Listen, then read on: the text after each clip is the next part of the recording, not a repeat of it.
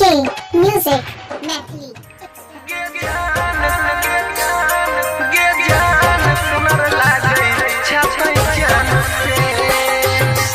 Music by DJ Vikas.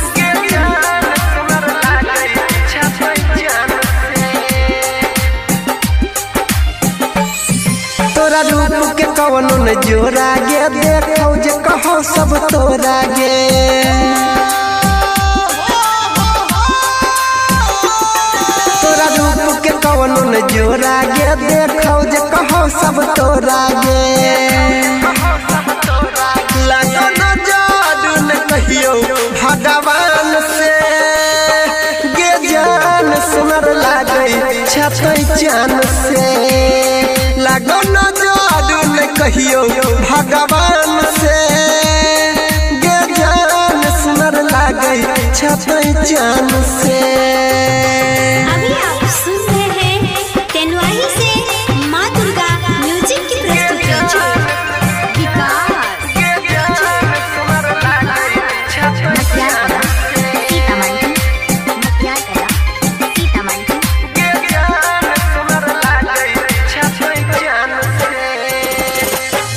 भोर के किरण लागो ओठवा के लाली लचको कमरिया चले चल मत भाली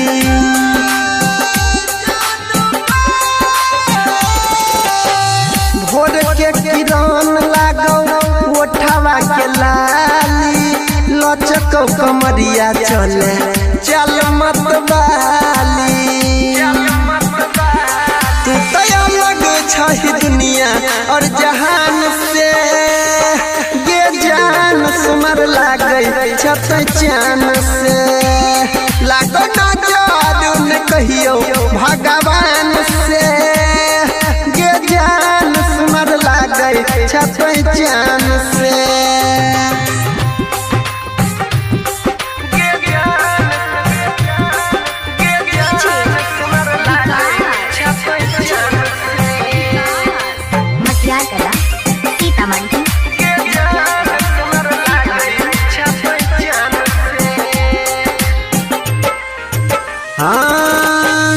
मधु जैसन बोली लागो भरल छौ मिठास गे रमन बिहारी कहो छही तोय त खास गे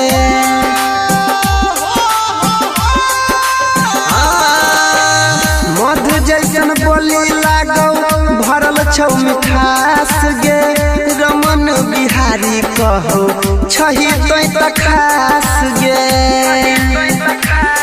अनिल यादव तोरा चाहो दिल जान से गे जान सुनर लागै छतै चान से लागो न जादू न कहियो भगवान से गे जान सुनर लागै छही चान से। Presented by माँ दुर्गा म्यूजिक।